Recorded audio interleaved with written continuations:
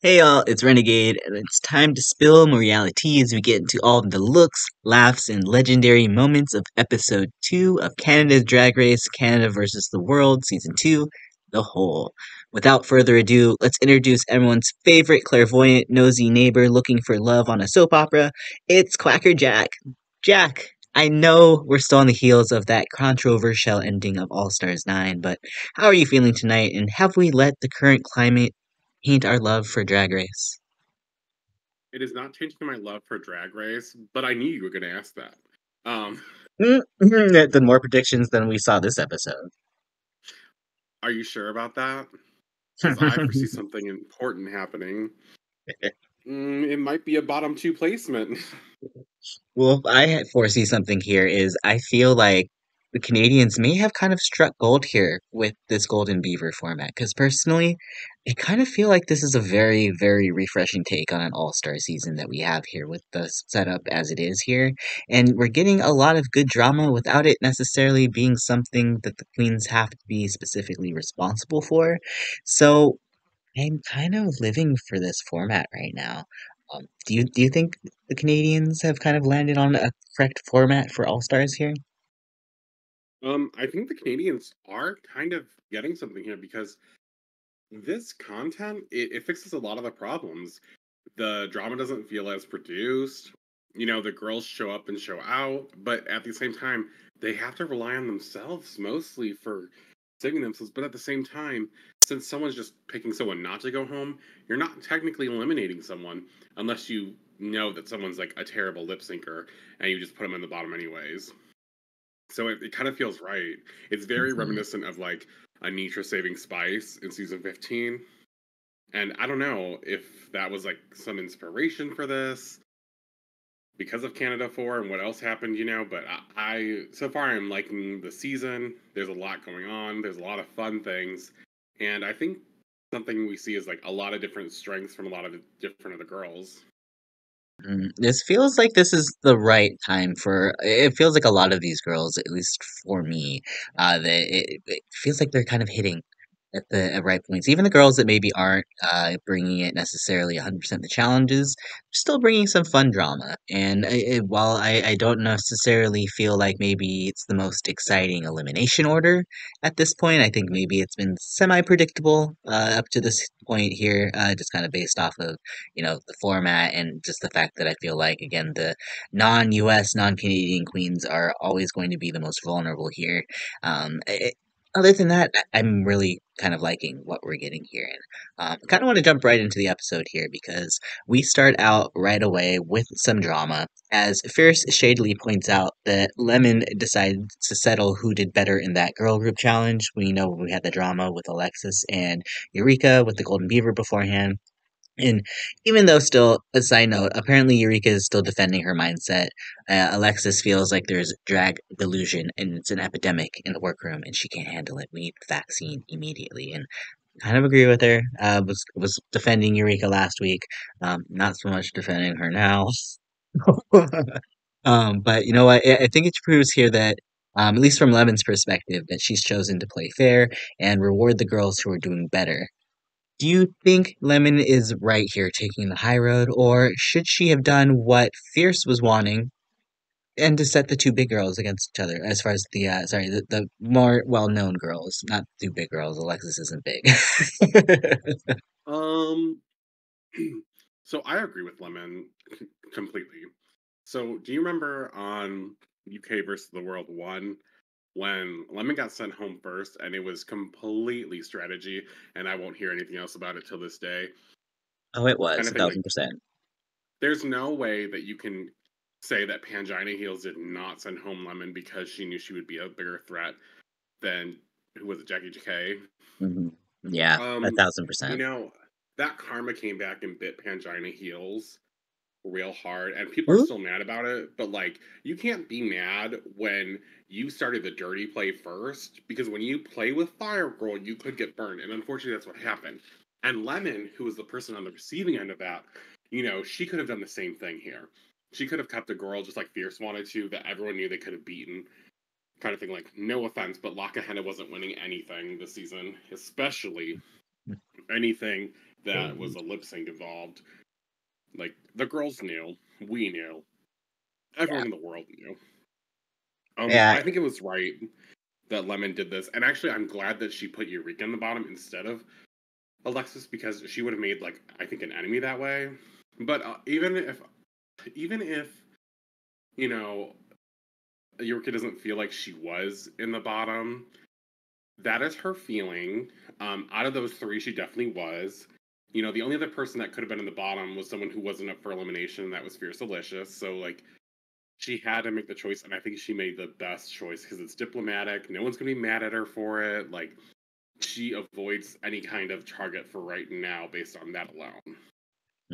I definitely agree. I think it's smart, especially because I think Lemon's whole thing is to try to, break the Canadian curse, and I think it was definitely a smart move to just play things fair and try to keep the target at least off of her, much less maybe not on all the Canadians, but at least off of her. So I think it was a fair move as well.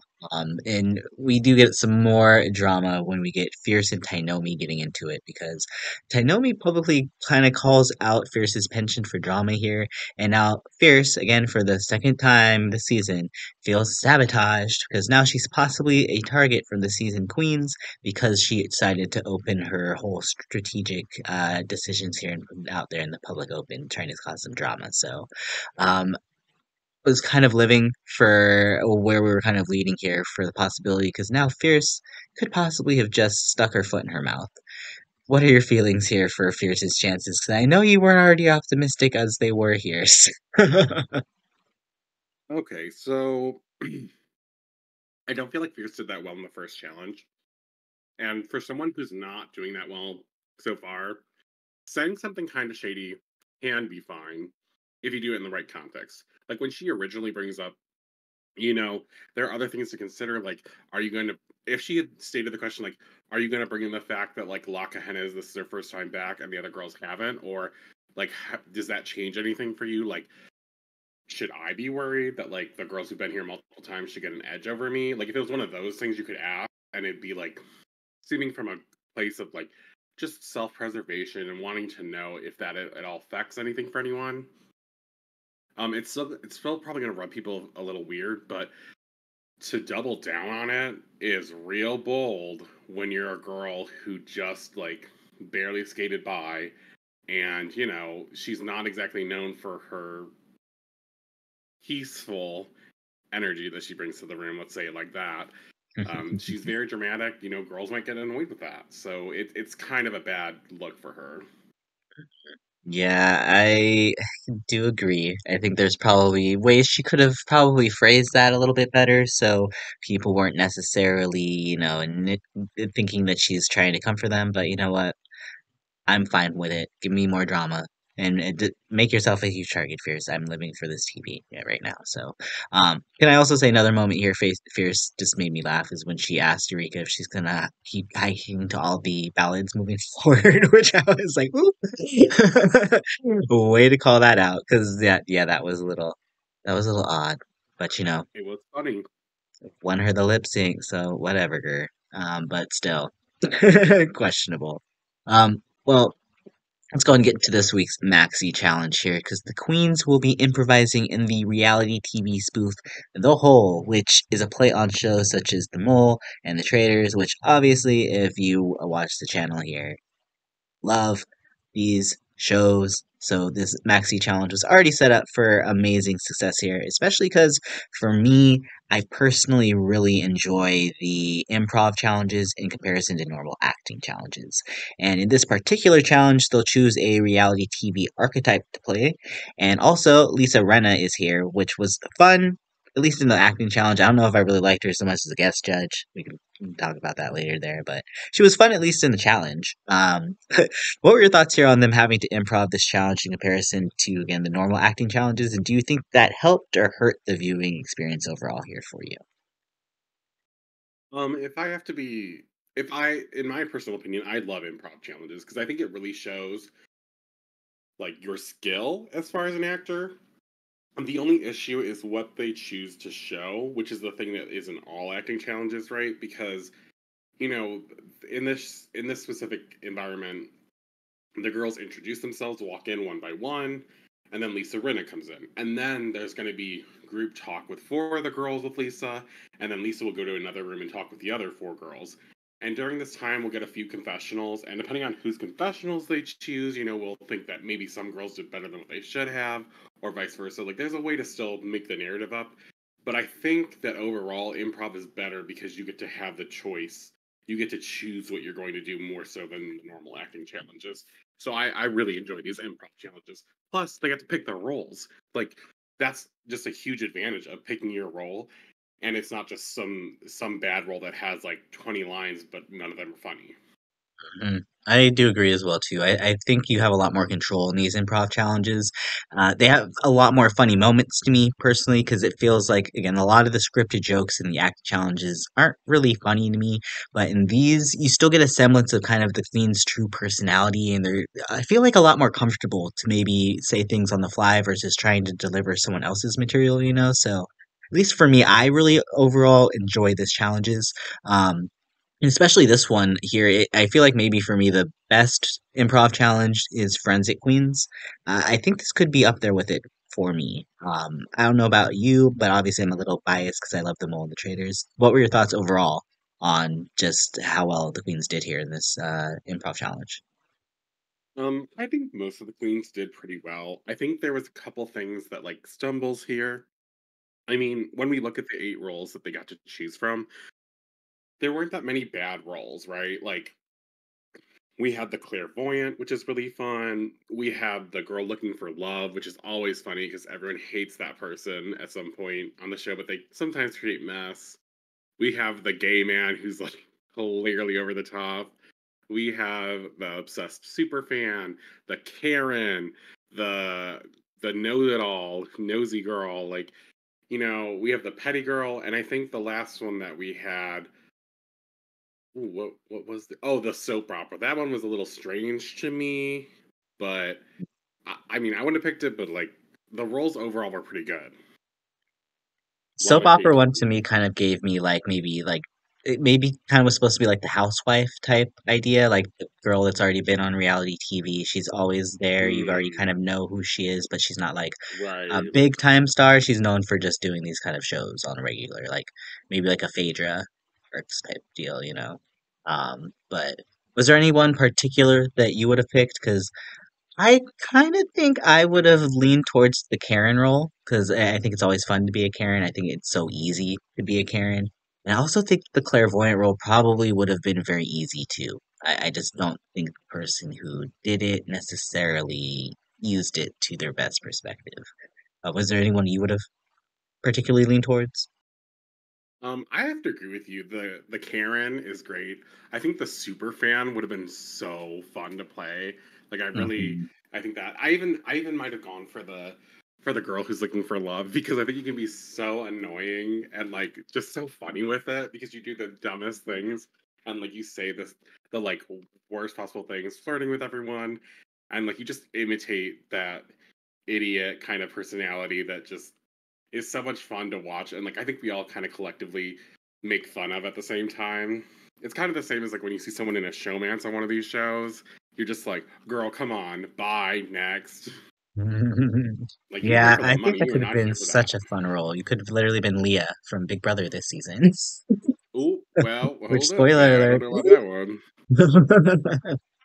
It's yeah, I think they did a really good job of setting it up to at least have everyone have an equal shot, kind of have some good material here. And at least for me, I thought everything was pretty equal. Yeah, we could question whether or not certain individuals maybe were overshadowed. Was that because of the edit? Was that because they just didn't do anything?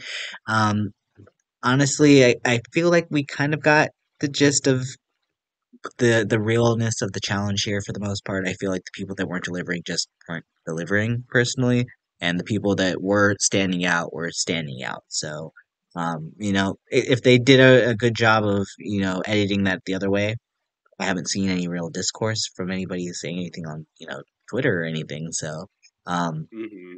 it feels like it was fair. For the most part, yeah. I don't I don't think any of the wrong decisions were made as far as the judging this week. By at least by the judging panel. Like I think it was a pretty solid like top three, bottom three. Mhm. Agreed. And we could go ahead and maybe get into some of the performances here. I kind of ranked them a little bit from maybe we could start with people that they had ranked at the top, and then we could kind of work that way moving forward. So, one of Okay. the top queens they had this week was Cheryl, who played the super fan, and she's fresh off of her first time in the top after 3 seasons. And wow, did she not bring so much fun energy to this role? Um, dare I say she was my standout from this challenge. I think she had so many peaks, so many levels to the performance. Like she wasn't just like she started off with high energy, but she still had other places to go from there, and she wasn't at that constant energy the entire time. Her voting herself off was fucking hilarious. I was just surprised so much by her performance, and I really thought this could have been the chance to give her, that win that she's been longing for, until she walked out on the runway and Well, we could get to that later. well, we uh, can still talk about it. We could just talk oh, about you everything want all at to? once here. Yeah, we could just Okay, talk okay. everything all at once here too. Whew. Yeah, so Yeah. because I'll be honest, this runway look ruined absolutely any chance of Cheryl possibly getting a win here. Because, by the way, y'all, the theme is Mother Nature, so take that as you will. Because these girls definitely, some of them took them in a certain direction. I wouldn't have gone, but Cheryl says that she's doing desert chic realness. She turns into water, and I mean I didn't like either part of this. I like the concept of her doing like an Oasis look. I don't mind the first part of it, I guess, as much as the second part. Every part of the second part to me is kind of very offensive. Other than the color, I love the color, but I don't like anything else about this look. It's so Oh, like I don't like the reveal. I don't like the dress. There's no shape. I don't like the wig. I don't like this Okay. look. I Sorry. kind of have to disagree with you on that. On I the don't. first part of the look, though. I what is it worse than the second part? No, I actually really liked the first part. I thought it was I so cool liked because it. I liked it in comparison. she looked like she was a a desert traveler. She looked like she was protecting herself from the sun. It was beating down. Maybe it's like a 150 degrees in the Sahara or something. I don't know. Like I saw her as like okay, someone who's got all this on because she cannot stand the heat and whatnot. So I kind of saw her as like maybe a traveler amongst the desert. But what I thought was going to be interesting was when she revealed, and then the reveal was just all bad. But if it had been me, I think this was such a great setup for the Oasis concept, right? Because I was really like, oh, this is gonna be it. Like, this is gonna be a moment. Because when she like undid this, like basically undid the like little belt and it was gonna fall kind of thing to the ground, I thought this was still gonna be the desert around her and she would turn into the Oasis. Like, I assumed she had palm trees on her or something, and I assumed that she looked like the water and there'd be a little bit of grass, maybe a You're giving cactus her or so much two. Like, credit, girl. I know. This is the like girls pay attention if you want a real good reveal idea kind of thing. Like, because it would have made sense, right? Like to go from a dry, arid kind of like desert to the oasis to show that like Mother Nature is sometimes like kind of strong and fierce, but at times like it's very relaxing and it gives us what we need to live. Like I know that that's like very like high concept like only, and trying to do all that would have been a lot, but the reveal that we got was just like, okay, let's put that outfit back on. How about we cover that up real quick, baby? Just I was like, actually take that outfit. And here's my other concept, which I'm really sad no girl did this. I wish someone had done like a dying Earth and stuck like a bunch of pollution and trash to them and saw like Earth dying from like volcanoes constantly going out on their body and like bleeding because the Earth is dying, and like oil spill in the water and stuff like that. Kind of a concept I think would have been a really fun play on Mother Nature and made a really good like eco political statement. So I just that's where my mind went.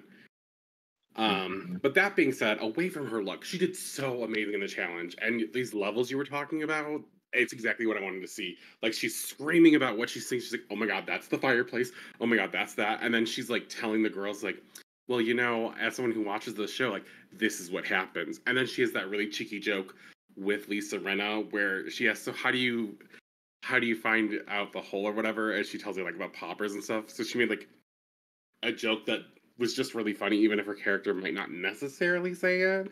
I just thought it was so funny because Lisa Rinna like loved it. And she was telling us like how obsessed she was with the host and everything. Like she did such a great job. I am so shocked by Cheryl this season already, and I am living for it. This is a queen who has grown, who has learned so much about herself and her drag, and you can see that she is a better drag queen than she ever was before, I think. And it's so exciting to see people come back and do that. Mhm. I totally agree. I'm so pleased with Cheryl this season as well too. She's been so strong. It's such a good start for her. I really hope she gets the win that she's searching for here. But if I could be honest, as much as I hated her look, I still hated one other look more. So Ooh, the first part of that look did save it from being in the bottom. If only she could have kept it on. I agree. She needed Valentina. Please keep it on.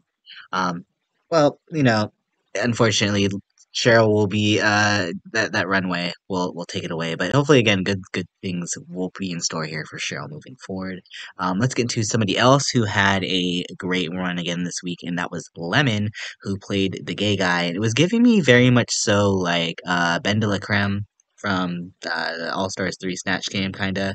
That Paul Lind kind of just over the top, just super flamboyant, like Butch Queen kind of thing. And I thought she was definitely. pretty solid. Um, I think the best part for her, the standout for me, was when at the very end when she told them not to make fun of her list. Call them all H-phobes. Hilarious, hilarious. Would say what they actually called her, but I think we would be demonetized here. So, Oh, yeah, we can't say that? yeah, I don't think we could say it. I've been doing some research. I think there's certain things we can't say, and I think that might be one of them. But Oh. oops. Anyway, but yeah, I think otherwise Lemon had a very strong performance for me. I don't know if it was completely strong all the way through. I think maybe the middle part was a little weak for me when it came to Lemon, but overall, I thought Lemon still had a very, very strong night, and I love, love Lemon's runway look. Again, I'm very obviously biased here, but I love the greens and the purples together. It's giving me again Mother Earth after I've smoked a bunch of shrooms and how many hot boxes have I done at this point? How many pots have I smoked? Who knows? The thing I love most about this outfit is all of the iridescent fabric that's all around it, and just how delicate it looks, and just the way it stands out, giving like the dawn engineering structure pieces and shit like that. I love it. It looks so good. Only thing I might not like as much is the light green colored shoes, but I kind of see what she's going for here. But overall, very strong night for Lemon here. What were your thoughts on Lemon here tonight, Jack? Oh my gosh, Lemon's John Waters like oh, kind of gay thing going on was so funny. I didn't even catch that it was like as funny as it was until the second time that I watched it because it was just so amazing that she would take a character and like stereotype it but still make it like so gay just for like normal. I was shook because as a gay man, I was like, "Oh, I'm gay." And she made it even gayer than I am gay, and I was like, "Wow, Levin, you like took it in such a direction. She could have just played herself, even the judges said that, and she didn't. And that's what made it so great. Like she took it up the notch. Like you could see she was saying yes and constantly, the number one rule. And this outfit I really love. Actually, I enjoy the shoes with this too because it matches some of the small tones I think you see in the top half of her dress here, specifically around the breast. There's like some of the shine that you see down coming flowing down the dress. And I really enjoyed this look. I will say it's only in the top half. It's a little in the middle, but above some of the other girls for me. I really like this outfit. I just have other outfits that I really think I loved a lot more or liked a lot more parts of them that I had a hard time putting it above. So, I mean, we'll get into that though. I mean, fair. It was a very good runway for the most part. And I do agree. I think Lemon could have gone a very stereotypical role with this or very stereotypical way with this role that she had, but I think she really went outside the box here. Overall, very strong week again here for Lemon. And making up the third part of our top three, which again, hilarious that our top three is the same top three from last week. We have Kennedy Davenport playing the nosy neighbor know it all. And we know Kennedy won the Bachelor Challenge in All Stars 3, so I was fully expecting Kennedy to do well here. And she's giving her best detective tease, and I live for her use of the Johnny Bananas notes that she's pulling out of her weave to spread false information. I think she was just a little under edited in the last part of the skit, but I thought she had the best entrance in the opening part and probably the funniest dialogue in the middle part was well here too. So overall, fantastic, fantastic night for Kennedy's in the challenge here, as far as I'm concerned. And this runway look, it is very Kennedy Davenport, I will say. It's giving me kind of like a mix of maybe Lemon and Eureka's look that we'll see a little bit later. And it's like, let me be a tree, but let me make it Swarovski. So I really kind of enjoy this, even though there's something about maybe the green vine part looks a little bit more like a bedazzled string of Christmas lights, make them flowers. Um, I kind of a little similar to Alexis, which we'll get on a little bit later here, where it is very over the top. But dare I say, I find Kennedy's much more appealing because it just feels a little bit more edited from what we've known Kennedy could have done here. Like I know what like the concept probably was of this, and there was probably just a giant flower around her head, probably three flowers around her waist, another flower probably on her ass. Like this feels like it's very edited down here. And let me just say, I love the wig too. The wig's so cool, so cool. Um, Overall, in my top half of looks here tonight for Miss Kennedy. And I do agree here with her challenge win. Overall, I'm very, very, very happy for Kennedy this season. I think she's doing really well. She seems like she's in a very good place, and she seems like she's having so much fun in the confessionals. So it feels like everything, dare I say, is coming together for Kennedy very early on in the season here, at least at this point. What were your thoughts on Miss Kennedy tonight? Miss Kennedy kind of shocked me on the runway. She looked so beautiful, which isn't something that I'm not used to seeing from her. It's just the look I thought was also really good. I gave her third best look of the week in my rankings. I love her wig, and I'm glad you brought that up because you know what this wig really reminds me of is like obviously it's like a tree, right? But it kind of looks like a tree out of nowhere, like kind of like a almost like a dead tree, but there's that vine of life coming from it that seems to cascade through her body in a way where we see the flowers. I think that green vine though is great on her head and her neck. And when we get to the arms though, that's where it gets the Christmas lighty for me. I think it just looks a little underdone. Like maybe if we'd spent some more time really focusing on and making it a part of the outfit as opposed to something that goes over the outfit, I think that's what would have brought up the look higher on my list if that's if possible. But I have to say, Kennedy's doing such a great job, and her headpiece, well, not headpiece, her wig kind of reminds me of Asia O'Hara's headpiece, I believe it was, the big like daffodil, right? It's very reminiscent of that for me. That here I have a plant on top of my head, and it is like my hair, and I love that.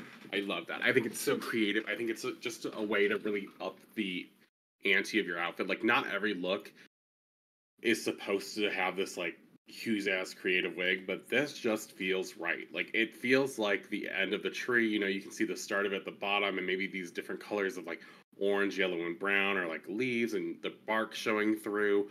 And it looks great. She looks great. Now into the challenge. Am I shocked that Kennedy does great? No, I'm not. She's known for her great improv performances. She's won Snatch Game. She had that, like you mentioned, the huge character on The Bachelor. And she even talked about how on The Bachelor episode, there was a bunch more of the improv scene that we didn't get to see where she was just going crazy and everyone was laughing the entire time. I wouldn't be surprised if there was a lot that maybe got edited out of this episode too because I didn't have time.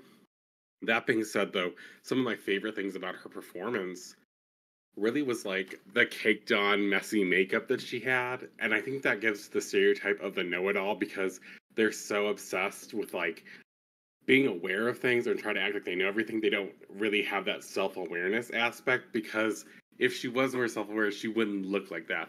But she knew how to play it up. It was those small little details. You mentioned the notes coming out and she's writing it down and calling out Lisa Rinna and everyone else on like what they did, and her confessionals just being like, "There's something not right with that girl." Like, it's so funny. I loved it. She did an amazing job. Easily given a win here today. Not given, sorry, earned the win. I could have seen the win go to a few different people, but based on her outfit and my rating, she definitely earned the win tonight. And I'm very proud and happy to see what comes next. And you're right, she seems much more happy out of her head and less worried about other people than she has in the past. I would agree. I feel like this is kind of. I don't want to bring it up because it's so soon with Roxy, but I'm like, I feel like we're getting her best self here, and I'm very, very happy for her, and I'm hoping that the fan reception to her is as positive as how I feel like it should be here. So, all in all, then fantastic night here for Kennedy. We can move into some of the safe queens now. As far as our first queen, Miss Alexis Mateo, who was the total Karen, and I don't know if initially she knew who the character was. I think she had asked people. They kind of gave it to her, and so I think that probably kind of affected her performance slightly because it did seem like there was maybe certain points where she could have gone a little bit further, but at least from the start, like the first thing she did with the door, complaining about how she had to stand behind it for so long and how it took so long to open, like that was funny. She could have complained about I think a lot more things than she did. I just kind of wish that she went a little bit more there, and I kind of feel like she also got very oversigned in the final scene. So, kind of mixed bag for me for Alexis tonight, but overall, on the positive side, I'd say of the everyone here, I had her ranked at number 4 as far as all my performances goes here. So, don't mind with her being safe. But on the runway, oh, sorry, like I don't like this. I don't like this at all. Like I guess she's trying to be like half water, half land, and there's just so much going on here. Just so much going on here. I don't like the two different like the it just the way I don't know. It's just again it's too much. I don't like the blue on her face either. Like it's I don't know. It's just a very not edited look here for me. Like there's a concept here. I get what she's trying to do. I just do not like the execution of it. Like it just looks very tacky, and I'm sorry. I'm probably being very mean. Um, but I really don't like this one. I'm sorry. I'm sorry, Alexis. Okay, so Alexis's luck is not good. Here we have a bodysuit, right? That is stoned up the wazoo. Half of it is supposed to be a tree or the forest, and half of it's like the ocean. And that's a cool concept in theory. The way it's executed, not so great. But there are a couple elements I like. I do find the stoned leaves on her shoulder as being a little too close to her neck and going over her head. I'm not really sure why. I like the little cape thing on the one side of her outfit. I think that's fun. The shoes, I love the details of like putting, flower, mushroom stuff on one side for the tree and like, starfish and seashells on the other one. I think the idea is good. There's a good concept here. It is done very poorly. It doesn't look good. This bodysuit was just like painted or made to, you know, it it's bad. It is bad. I feel bad that this is what she had because it kind of just feels like someone made this for free and she said, "Sure, I'll wear this." But apparently she loves it, so, you know, uh it's like taking two steps back after we took like a huge leap forward last week when she had one of the best looks we've ever seen on Yes. like the runway from her. So it's just, I mean, it's a little disappointing. As far as her character as the Karen, I think she was a little reserved.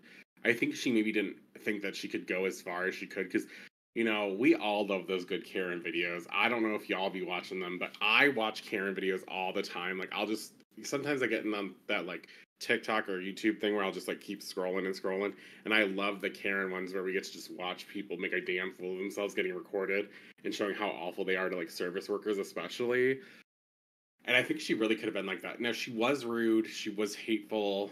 I think definitely earned her safe placing. It just she needed to be bigger. She needed to not be so afraid. And actually, if she felt like um she didn't even have to be like the normal presentation of the Karen too. She could have done her own version of Karen. And I think she just like she held back. And I see what you say where she got like overshadowed because she did do a lot of good things like the opening and when she just like made fun of people, it was funny because with this role you can straight up just be rude. That is the whole point of the role is like Hmm. you are literally rude and everything is about you and you and you. Weird how she didn't do as well in this role and she's not a huge fan of Eureka, who she thinks is it's all about her. So I feel like this was like a natural role for Alexis because, like I said last week, I feel like she's so good at taking issue with anything that's said to her. Like, where was that girl? Like, I still again, it wasn't bad here, but I don't think she fully maybe again I just don't know if she fully understood again how it, just how over the top she could have been in regards to the matter. So. But again, not bad. Not a bad performance at all. The other safe queen this week was Eureka, who was the soap opera star. And again, I think the whole idea, I think again, this was the least clear role out of all of them. Like, was she an actual daytime soap opera star? Was she like a housewife? Was she just a girl that's been on reality TV a bunch and she's just dramatic? Um, I don't know really what the character was, but I thought whatever it was, she did a good job of not necessarily just being herself. She stayed in whatever role it was that she picked for herself. So, I found it kind of middle of the road, but um, and yeah, I didn't really laugh at a lot what she was saying, but I think she committed, so I could see why she was safe. Because I think maybe the other three had a lot stronger problems with staying committed to the role here. So, other than that, let me just say maybe it's possibly here as well. She was saved by her runway because, oh my god, this is what I was waiting for someone to walk out with when it came with this runway look. She's literally giving Tree Earth Mother, Queen of the Woods. It's so cool. It's so cool. Love how the branches are wrapped around her body. And they're covering the lady parts correctly. Like, this is the Eureka. Like, last week, I don't know who that Eureka was. This is the Eureka that I know on the runway when it comes to fashion because she is so proportionized. Used to branding. There you go, Eureka. Um, something about the wig maybe that's a little more like a hat or like a helmet kind of thing. But I'm just nitpicking because otherwise this is such a fantastic look. Wasn't my absolute favorite on the runway. It was my number two. I did have one look above this, but otherwise this is so good and made it very tough to pick a number one this week. I gotta tell you, this was my number one of the week, actually. I loved it. I loved how she brought in the fungi and talked about these other things that we might not necessarily think of at first when we think of plants, right? And the different types of fungi she has on her body. Like there's different types of mushrooms, different types of fungus. Like we have the mushrooms that are literally growing on the tree that sprouts around her body. And I couldn't tell if she was just like Mother Nature encapsulated by it, or if she was like the tree, or just the landscape, really. And it was beautiful. Her headpiece is amazing for me. I love it a lot. I think it did a great job of matching these greens here at the bottom with this weedy, like all what's that? What's the word? Like not floral, but very um I don't know. It matches the environment. I can't think of the word. It's not flora. It's Woodsy. something else. It is I know. woodsy. I wish I I wish I could figure out the word, but it's so good. It's so good. It was my number one for a reason. I think it was great. You're right. This is the Eureka we remember. This is the Eureka we know. She usually has really well done looks, or at least really good concepts and mostly well executed looks. Like it's great to see this from her. The thing I will say about the challenge is, again, I didn't fully understand her character. In fact, I was kind of leaning towards the bottom with her placement for me personally, but in the workroom, some of the girls said that they thought she was one of the standouts. So I was interested to see that. I think Tynomi said that to LaPhil in the workroom, and I was like, really? So I don't know. Like maybe they just saw some things or thought it was funnier than we thought. I don't know. It's fine that she's in the safe zone. I think out of the people left, that's probably correct, especially with this runway. This runway, if nothing else, this runway definitely tipped it over into her favor. I mean, I can see a case for what you're saying here. I'm not going to fight you on the number one spot for the week for the outfit, necessarily, because it's fantastic, but I still think it probably saved her here. But Yeah. not, eh. I'm glad to see her return to form at least on the runway. Not so much the Eureka that we're known for in the challenges, but she still has plenty of time to bounce back. Let's get to our bottom three for the week here, and we will go ahead and start out with Miss Fiercalicious. She was the petty bitch, and she ended up just kind of playing herself on Traders Canada. And it seems like she's very much so sticking to a character that she knows and is comfortable with, and I think that for sure is that's the start of her kind of downfall here because she doesn't really do anything with the character. Like she has some fun quips here and there, but if for someone who knows this character, I mean, is this character, they didn't bring a heightened version of this character whatsoever. And there was a lot of parts where she kind of broke character as well too. Like I saw her laughing at a lot of the jokes. So she wasn't 100% committed either, and there was just nothing really about her character that stood out at all whatsoever. But oh my god, this look on the runway. Did she not stand out for me here? This was my personal favorite of the week. She's giving pregnant Mother Earth, and oh my god, it's giving me Mother Africa in the best way. And as someone who else is biracial and is a light-skinned black person, sometimes I think it's a little hard for people to connect with seeing maybe a lighter-skinned individual pop out on the runway giving African vibes as well too. So for me, I loved it. I loved everything about this look. She looks like she just came out of her throne in the jungles deep in the Congo after being gangbanged 7 months ago. So love Ooh. it. Love it. I'm living for this, and I love all the details. I love how all of the flowers, or sorry, all of the, it's perfect. I'm sorry. And I don't care what you I say, Jack. mean, It's perfect.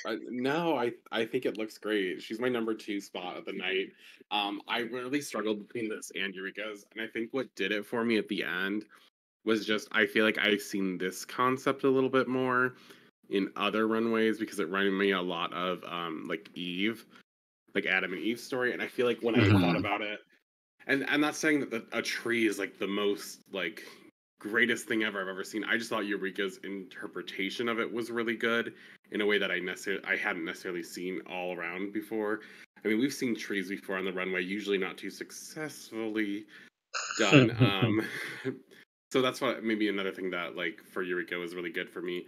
But I mean, not Lifil, sorry. Miss Fiercalicious looks amazing here. I love that she has the outline in the I don't know what that's called, like moss or or like something that's like on her stomach is Africa, Mother Africa is like this is such a good thing. Like, wait, that's Africa, right? Yeah, it's Africa. Yeah, yeah. I was like, hold up a second. I better not be saying. I think I like flipped it in my mind at first. I was like, wait a goddamn minute. I'm not being stupid because I was like, wait, that's Madagascar. Yeah, like I was like, wait a goddamn minute. Like, am I the dumbest person alive?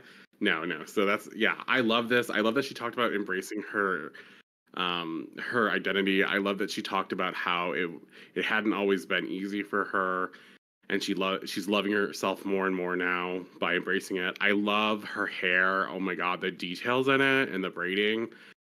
So good. And like these, I don't know if I would call them angel halo kind of things at the top here, but that's kind of what they represent to me or like the world. It's just, it's a beautiful look. This is really amazing. It's kind of what I came to expect from Fiercalicious on the runway because, you know, she has always been known for having, for the most part, really good looks on the runway. I mean, there was a flop here or there, but it's very far and few between with Miss Fiercalicious. So I'm very excited for her in that aspect. I gotta say, her performance in the challenge was really flat for me. It was one of the worst, and I love this kind of person. Like, I love being very like a valley girl, like mean kind of thing. Like that's how I would have played the petty role, and it just wasn't enough. Like she just felt very, I'm here, and I was like, okay, and what about it?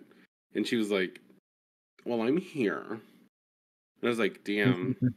But even the well, I'm here was like more than I got from her, you know? And so I think that she was trying to just skate by really easily, just playing herself and thought she would just get like she would get really good critiques. But for me, this is like the second week in a row where she hasn't done well, you know? Technically she wasn't in the bottom last week, but for me, like in my mind, if it hadn't been grouped, she would have been in the bottom. So I was like, oh no, Miss Fiercalicious, you need to step it up, girl. Like hit that gas. Hit that gas. Because she's right now she's just staying on the brake. She's on neutral or something. I don't know. Switch gears. Do something, girl. It just in the challenge, it was like she looked right. But remember how bored she looked during the first challenge? It was very that. She wasn't in the moment. So I mean, her bottom placement was definitely deserved. Yeah, I was a little worried for Miss Fierce, especially after this opening she had here saying that, oh, I'm probably a target now. I'm like, oh, well, look, you didn't really do much to try to counter that here in this challenge, did you? On the runway, yes, you did. But yeah, you're right. She needs to take herself up from a 15 and definitely start dialing herself up if she's going to, I think, stay any longer here, especially with the fact that these girls have come to bring it this year. She's not competing against, people that this is their second time back. There are people literally back for their fourth time. So it's definitely a disadvantage for her in that aspect, but um, you know, she came to play, so she needs to play the game. She needs to step it up. So we'll see how that lasts for Miss Fiercalicious as the season goes on here. But yeah, definitely a little concerned for her longevity now at this point. Um, Somebody else who I'm a little concerned about their longevity as well here too, and that is Miss Tynomi Banks, who was playing the kooky clairvoyant, and she was literally in her head from the moment the challenge was introduced. She kind of decides to channel Miss Cleo, but because she thinks Jamaican accents are instantly funny, and unfortunately, there was just nothing to this character. Again, I think it was noted that she didn't even try to predict anything once, and she's the psychic. Like, there was no sense of playfulness here. She just felt like obviously this was going to be something that she was probably going to struggle with, being that she struggled in the acting challenge beforehand, and she had lines. Now she has no lines, and it's just very clear she kind of fell into the background and was overshadowed. And I don't think her runway look was giving me that much life either, which is unfortunate because we've kind of discussed here. Unfortunately, I don't know if Tynomi has always been seen as a runway girl, and I don't know. After last week, I was like, okay, okay. Um, but some people went back to where they were. Other people stepped their game up.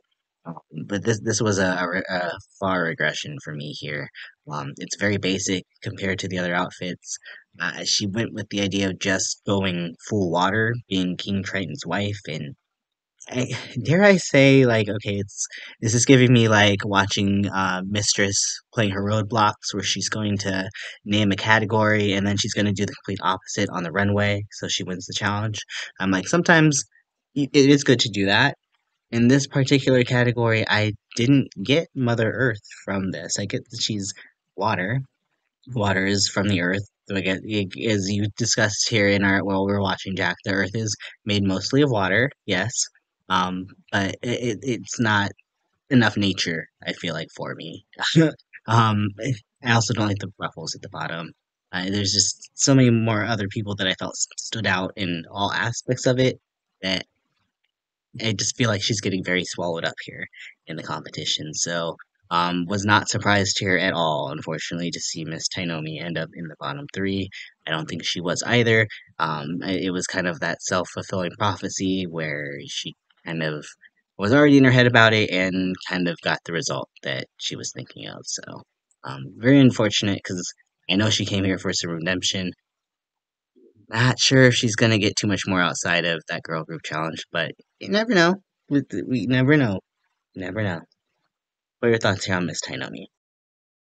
Well, girl, I mean, I will say her look is not the worst thing on the runway. It's like my number three from the bottom. On the runway, she was really going for Ursula, but when she came out and started presenting, I was like, Ursa, huh? Like, what is this, girl? Like, the trident looked kind of cheap, and it wasn't like well done. The ruffles I didn't mind so much. I liked the netting, but then it just felt like there was like fabric draped along her side for some reason. I liked the hair. I liked the necklace. I love the open shoulder clavicle kind of area into her chest. I think that's very beautiful. A beautiful style for her, especially. But it just kind of looked like grab any kind of whitish bluish fabric and we'll just make the ombre and it'll just make itself. Like it doesn't go together. It doesn't make sense. I see the ocean. I love the nails on the one hand. I don't.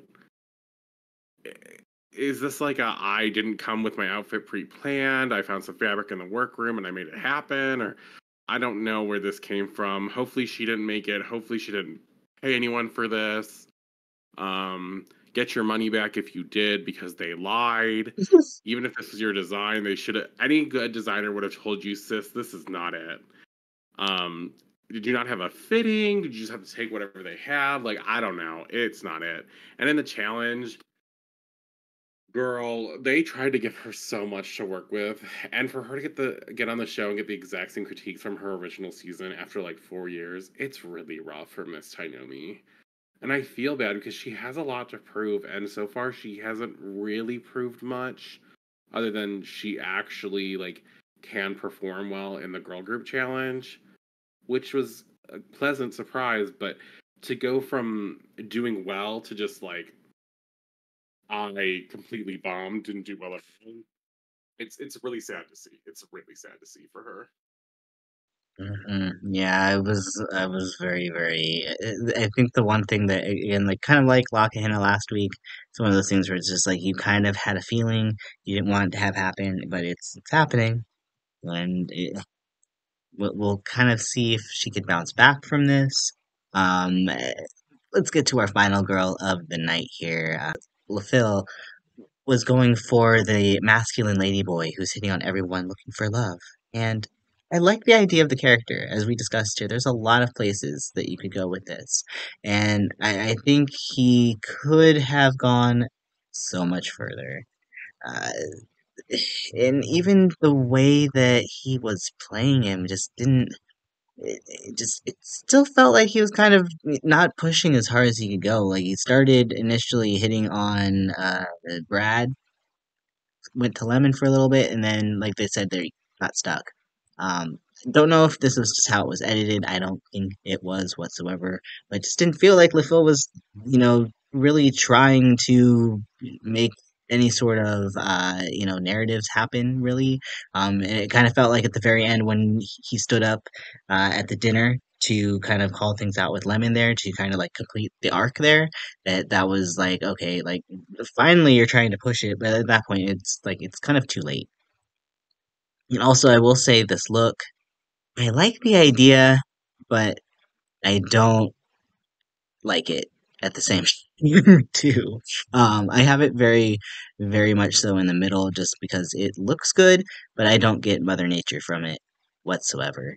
And it was supposed to be, I guess, a sustainable fashion look, and it's two, very earth tone shades of blue and brown, which are really nice. I like the way that there's like the snake texture kind of, to the brown part of it. The wig choice was stunning. I like that, and the makeup. I just I don't really get that much else from it here. I just think some other girls met the brief in such a better way that LaPhil's look here for me just gets kind of lost. And again, it's one of those outside the box moments that I don't think really worked in his favor here. Um, I had a feeling LaPhil was probably going to be in trouble this week. I don't know why. Just again, I was worried for LaPhil from kind of just the casting. It just felt like again, like La Hannah, like LaPhil was kind of here to just LaPhil cast, So it's unfortunate that things kind of played out this way, and I can't say it's not justified. At least in this particular challenge with this bottom three placement, because this was a rough week. This was a rough week. You know, I didn't really hate um LaPhil's look too much. It just lacked a concept. It lacked like a focus, I think. Um, you're right that the Mother Earth thing didn't really come across. His outfit with the hair on fire, I totally understood that. I see the globe kind of representation of the circle, so I kind of see it like the imagery. I see the symbolism. I see this fabric that would have gone to waste. I love the sustainability that he chose to go with. I think that was a great idea. I just don't think it was as successful as they had originally thought. I put them bottom of the middle for me too. They were my number five, just above Tynomi. But and there was like some, I believe, red and orange tulle on the butt area, kind of thing, like to show more of a fire or whatnot. This fabric kind of looks like the desert, like the earth has been drying up and it has been on fire, and I kind of got that concept a little bit because of us being told that it was Mother Nature. But if I hadn't been, I might not really get it. I also just think that like some of the decisions here in this crafting were interesting. Like I think if LaPhil had gone without the circle in the background, without the flames on the butt, like let's take those two things off. Let's talk about the shoulder pad things that are coming down, and maybe we can edit that a little bit to make it a little more fashion. And just a skirt that looks okay hemmed. I didn't really see much about it here. I wasn't really sure what the purpose was. I really loved the shape of the brown, and I like a skirt underneath it. Maybe if there had been a slit here, just to like give us some more attention down here, because the pattern on the brown fabric I actually really like. I find it enjoyable, kind of like reptile skin or something. As far as the look on, or sorry, not the look, the challenge performance, I think what happened with LaPhil is he got in his head a lot. LaPhil started off as that person with the really messy hair in the kind of tracksuit outfit, I believe, and it was really funny. I was like, oh, they're like going after Carson, but I wish it had gone like further, or not Carson. I'm so sorry. Um, who who was it again? That was Not supposed to Brad. Not forgetting Brad Brad. Koreski. Oh yeah. Sorry, Brad Koreski. Um, it was funny they ran after Brad, and it was like kind of funny, haha, but like not enough. And I think what LaPhil was in his mind is he didn't want to interrupt anyone. He didn't want to go too far. He didn't want to stop on anyone's foot. So he made himself too reserved. Because he had a lot of funny ideas, like near the end when he pulled out his saggy titties, trying to get Lemon on board, and that was just so funny to me because I was like, it's so gross, but it's so true because the type of archetype that LaPhil was playing really was that person who just thinks that they like need to find love and they can't live without this relationship, and so like they're trying to show off their best assets even if we're all like I don't know, it was giving very desperate. I definitely saw the character. I think it might have been my favorite performance of the three who are in the bottom three in the challenge, but unfortunately, it just, there just wasn't enough. They didn't let themselves go. They were too worried about like how they would come across, and I think they just need to be flirting with anyone. Like they really could have gone up to every single individual character at some point. Like right when they were in the room, they're standing next to people. Could have just been talking to them and not just Lemon. Like they could have gone for anyone, even a woman, right? Like there was no need to just limit yourself to only men. Hmm. I mean, Eh, looking for love, you're trying to look for love with everybody, right? With anything that you can. right. Look for love with a freaking tree or like Lisa, something. Come on. Like Eureka would have done things with you. I'm sure Kennedy would have quipped with you. You know, you could have. There were so many things. Like you could have tried to get with the Karen character. That would have been hilarious. Especially because you could have just complimented the hair, but like done one of those like backhanded compliments. Where you're like, I love how shaped your hair is. It never moves. I You know, mean, like she could have at least even flirted with the cameraman in the confessional. Like, come on. There's yeah, there was a so lot much of she could have opportunities that were done. just missed. So much that could have been done. It was unfortunately a miss, and I felt really bad because you know, LaFell, he was really looking forward to this challenge, but I think he just got in his head and just didn't do enough, Mhm. Yeah, it was really unfortunately. unfortunate, and I didn't was really hoping for another ending here for LaPhil. But when the dust settles, as we learned, Kennedy is declared our winner, and again, our bottom three are LaPhil, Miss Fiercalicious, and Tynomi Banks. And they go backstage to have their plea sessions. And according to LaPhil, Fierce is rewriting the runway critiques that she got the best critiques out of the bottom, which I suppose was true for at least the actual runway looks. Not sure about the challenge though, because it felt like all three of them got pretty negative critiques, honestly, as far as the challenge goes. But Fierce also has her added worry that her comment throwing the seasoned girls in the bottom last week, and I was like, fair. Kennedy could pull a milk moment right now. Did you have any thoughts on who Kennedy was going to save heading into our second lip sync? Well, I kind of actually thought Kennedy was going to end up saving someone um other than Fierce. I thought she might actually go for saving Tynomi because I just felt like Tynomi and her probably would get along pretty well in the workroom because Tynomi is, from my knowledge of Tynomi, more of the pageant scene queen than the other two. So I kind of thought that maybe that would be enough for her to have made her decision. Um, Based on, you know, interestingly enough, the bottom three being the middle three from last week, kind of thing. It's interesting because now each girl group has someone missing, but I was shocked to find out that she actually did save Fierce because I thought that, you know, maybe she'd want to do some one on ones and figure things out. But and I guess if she watched the show or not, you know, Fierce did make it to the final four, and she has that going for her too. And for me, I wouldn't have given Fierce a save because she was in the bottom both weeks in my eyes. So Mhm. I mean it's surprising, but everyone has their own criteria, right? So like maybe Kennedy thinks that all of them were on the same field of all of them being middle, and then now all of them in the bottom, and maybe she made the choice off of the runway because that makes sense. Like that would kind of lead us to how Kennedy makes her choice. Mhm. That's kind of what I was thinking as well too. There was probably a situation where she didn't really place any of them above each other last week. And I mean, they all technically were safe. At the end of the day, their scorecard all says safe. No one gets extra points for high safe or low safe. It's safe is safe. So, um, I was a little gagged when it happened, but again, when if it comes down to the runways, clearly Fierce had the best challenge or best runway. So, um, and I would say between the three, I know you like LaPhil better. I guess I would have liked Fierce better. I had issues with all three of them, so saying like for really any of them is a little stretch. But I thought as far as the whole acting challenge, again, it was very fun. I had a lot of fun with the whole improv challenge, and again, will definitely go down as one of my personal favorites.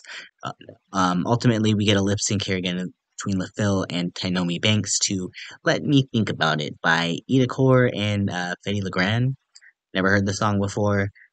Didn't really like it as a lip sync song, but I thought the two did what they could with it. Um, I kind of felt when lip sync started, kind of as soon as the decision was made that Tainomi was going to eat LaPhil up. I wouldn't say she ate her up, but LaPhil definitely got beat. Definitely got beat. Did you have any No, thoughts here gotcha. between the two?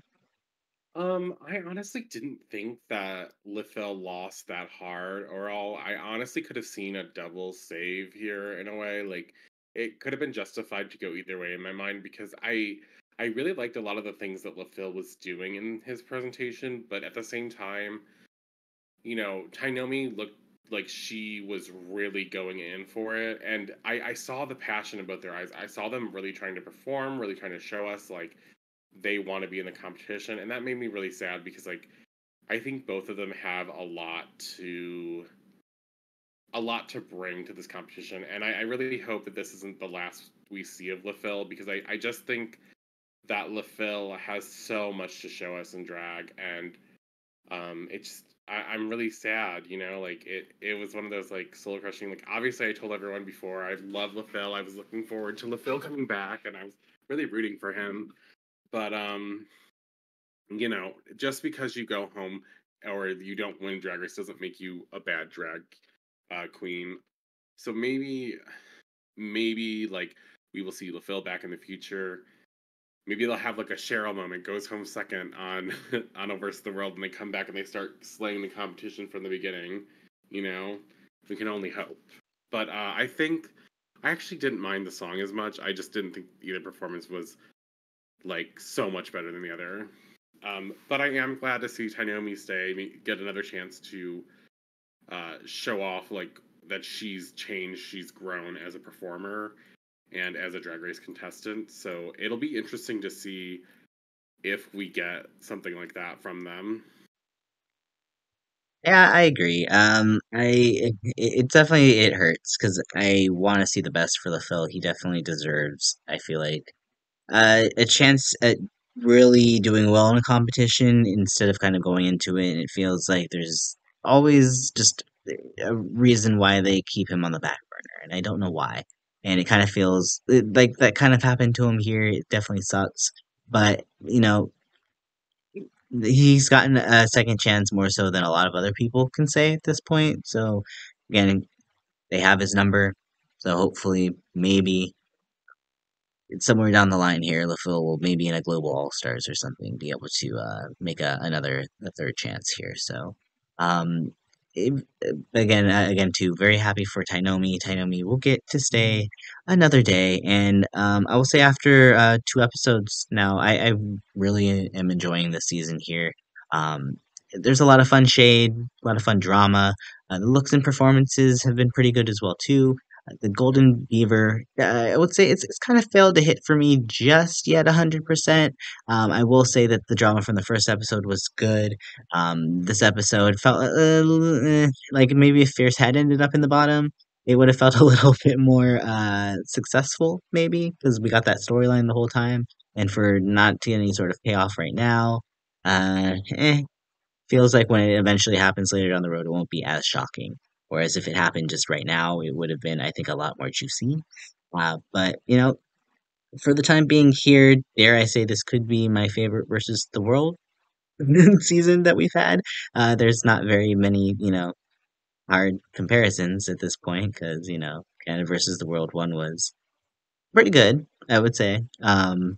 It definitely was a little tainted by Isis Couture leaving midway through. I would say UK versus the World One again. Wow, that was an experiment. And number two was good until the finale. So hopefully here we kind of stay on a very good trajectory towards a very strong finish, and I think we could. We have some very strong queens here and some very strong drama, and we have the ball next week. The ball. So excited. Little worried for Tynomi though. I'm worried Um, for everyone. oh, it's true. Like literally everybody in this cast has been in the bottom for a design challenge, haven't they? Either eliminated or been in the bottom two for a design challenge, yes. Every This could single one of be them. fun. This is one of those things that I like it makes me excited for because I'm not saying everyone is still on the same playing field, but we've got closer to being where we are, right? Like some complaints for some seasons, these are like, oh, some of the queens seem so mismatched because one of them is like a runner up and one of them is a first out. Like that stuff doesn't always matter, but like as we see in this season, sometimes it does. But I'm really excited, and I hope maybe we'll see some more fun planning like this from the producers, because how much fun would it be if they like kind of had that thought in mind that like, we're gonna bring back a bunch of girls who've maybe struggled in design challenges before. Like, wouldn't that be like such a funny way to really make a cast? Like, pick one challenge where either everyone was really good or everyone was really bad, and put them all on the same season together. I just think it'd be funny. Well, All Star Nines already did that with Lipsync, so just kidding. We love Roxy. Oh, We love you, I Roxy. We love we you. well we have Chanel who's good with lip syncs. We have Roxy. We have VNG. Like there was quite a bit of talent for lip Georges syncs. did So all right. Yeah, I know. yeah, I'm just kidding. George is a great lip I'm syncer. just kidding. Up until that Lollapalooza, though, if we didn't have that Lollapalooza, oh my God, just. Without the Lollapalooza, we Ugh. would be missing out on some good lip syncs. But I think the so far I'm pretty satisfied with the season. Jack, do you have any final thoughts as we head into week 3 of Canada versus the World 2? I'm interested to see if we're going to keep seeing the same girls in the top, or if anyone's going to be able to edge their way in there. I'm interested to see if we get a potential girls who've been in the same group from the beginning now end up in the bottom or something like we. Because I mean, last week everyone from one team was in the bottom. This week everyone from one team was in the bottom. Like, are these pairings randomly from the very beginning of the season going to have some effect or some kind of like pattern? I don't know. It's just something to like note for now. I really hope it doesn't have anything to do with that, but you never know. We never Um, know, honestly. right. I mean, I'm hoping like Lemon, Cheryl, Kennedy, Alexis. Like, I'm hoping for a lot of them to keep slaying it. I'm not like expecting much from certain people just because I don't. It's not that I don't really have faith as much as I just don't know if they can keep up, or if it's there's gonna be too much of a divide. I'm still rooting for Lemon at the end of the day, but I like to see when everyone does well, even if we have to eliminate some girls because we've seen what non-elimination challenge seasons do. Hmm. But with only 4 more episodes left before we crown a winner, I mean there's not like we're already a third of the way through the season, and it's crazy to think that already 2 episodes in, that's where we're at. Hmm. Yeah, we could definitely use, I think, maybe one episode at the start where no one gets eliminated. I think we said that last week. That might maybe not make the pace of the season feel so quickly, but at the same time, though, too, it's kind of just a nice kind of palate cleanser at the time here. So I'll enjoy it for what it lasts here. I think we have really, honestly, now that I'm really looking at this cast here, we have a very strong group of girls that I feel like all have something that they need to prove here. Like, not even just the girls that are first out. I think even the girls that have lasted for a really long time still feel like they have something to prove here. And I think that'll Definitely. be what keeps the competition really good going forward here. So I'm very excited for the episode on Friday. We'll definitely have the podcast out, sooner on Friday now that we have a little less TV going on here at this time, without like 8 episodes of one show to watch. But if you made it this far, again, thank you so much for listening. Please like and subscribe because it lets us know that you're enjoying the content. And be sure to catch all of our continuing coverage on Canada vs. the World 2, Big Brother 26, and the soon to be Global All Stars later next month. We'll also have some finishing up content to kind of deep dive into All Stars 9 because clearly I think we're still feeling some type of way. We still have things that need to be talked about here. So, until next time, and on behalf of my co-caster Jack, this is Renegade signing out. And remember, y'all, keep spilling that tea. Bye! Bye.